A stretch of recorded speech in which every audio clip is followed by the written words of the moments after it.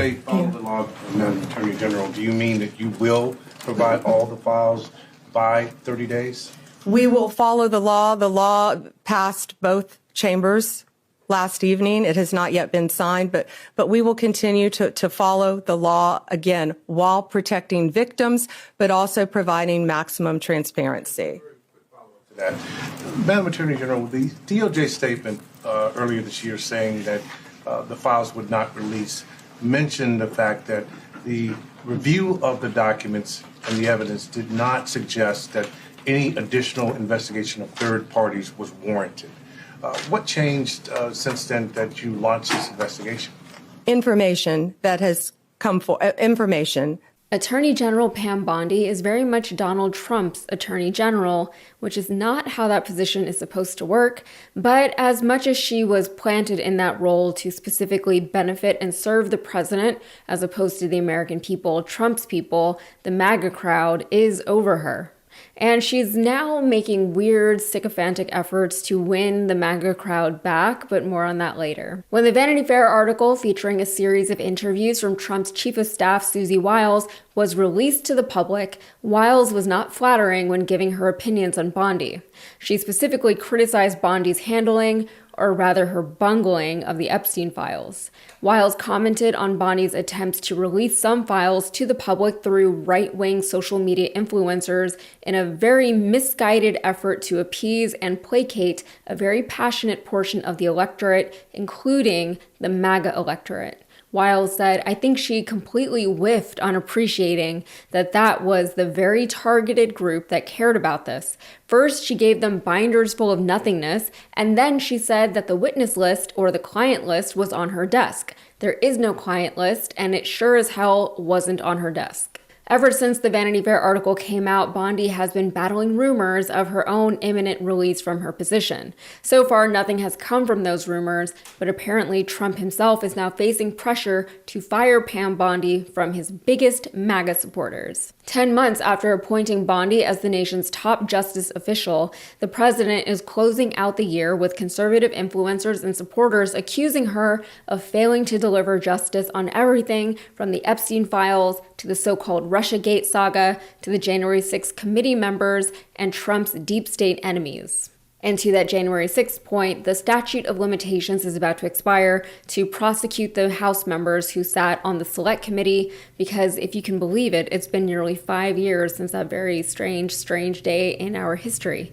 And MAGA had managed to make themselves the victims in their own minds, and they want representatives like Adam Kinzinger and Liz Cheney thrown in jail for their interests in seeking justice against the people who broke into our Capitol and defecated on its walls. An Assistant Attorney General, Harmeet Dillon, posted on X in Bondi's defense, emphasizing that January is not a deadline for prosecutions and that the influencers spreading this BS, as she put it, were hoes. She literally said, "You are hoes." It's just a little ironic when the MAGA crowd is tired of waiting for people to be held accountable for their actions as they continue to deny and defend every crime their beloved president has ever been accused and even found guilty of. I suppose justice is in the eye of the beholder, and I will never see or experience the world the way that this particular group of people does. And personally, I don't care whether or not she's let go. If she is, she'll just be replaced by someone who is worse than her. Remember, the original appointment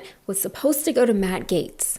But again, just a reminder to everyone, the Attorney General is supposed to serve the Constitution and the American people, not the president himself. But these are not normal times, and this is not a normal administration. And if the Attorney General is supposed to be nonpartisan, Pam Bondi never got the memo. Perhaps in an effort to win back some goodwill with MAGA, Bondi made a post on X celebrating President Trump's great achievements in office, specifically his war on drugs.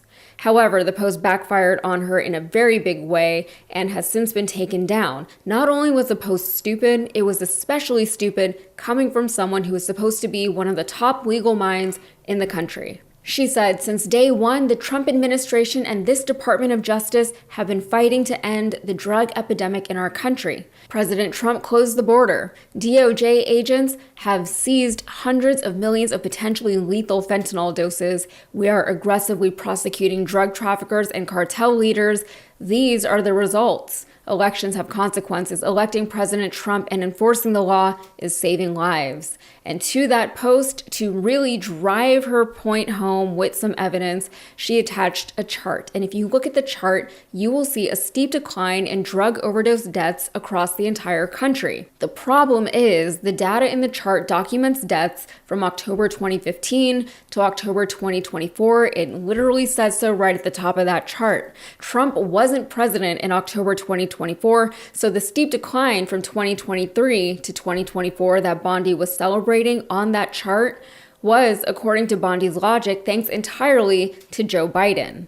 And you would think that as an attorney general, she would pay closer attention to details like that, especially when those details undermine the entire point she is trying to make. In response, Representative Ted Lieu said, "The chart you provided ends in October 2024. Thank you for unintentionally giving massive credit to Joe Biden. Also, when are you going to stop violating federal law and provide the unredacted Epstein files?" When Bondi removed her post, Lieu followed up his original tweet saying this, "LOL, the truth hurts. Pam Bondi was glazing Trump again with another lying, sycophantic tweet, but the chart she attached stopped in October 2024, thus showing the great work done by Joe Biden. She later deleted her tweet."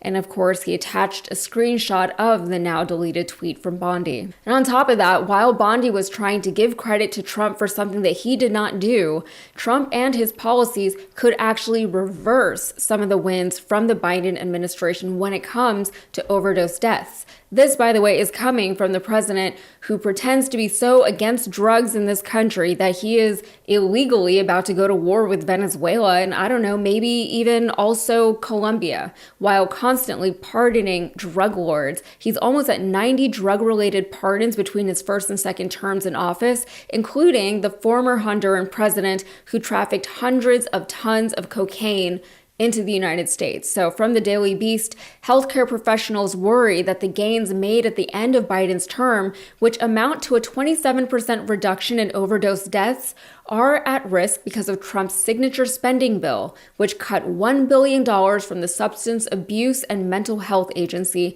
NPR reported in June. Also, Health Secretary RFK Jr., he has laid off more than 30% of the staff from that same agency with the ultimate goal of dissolving the agency altogether. And what it is that they can't actually fix the drug problem in this country, because what would they then use as their excuse to, one, tariff the entire globe, or pirate ships and boats in the Caribbean and Pacific and kill innocent people and coup yet another country in Latin America, especially a country that happens to just have a ton of oil? Trump needs the drug crisis because a significant portion of his presidency cannot function without it. Whether or not he needs Pam Bondi the same way, though, let's just say that her job feels a little bit less safe. All right, that's it for me. If you got anything out of this, please like the video and subscribe to the channel for more. Thanks.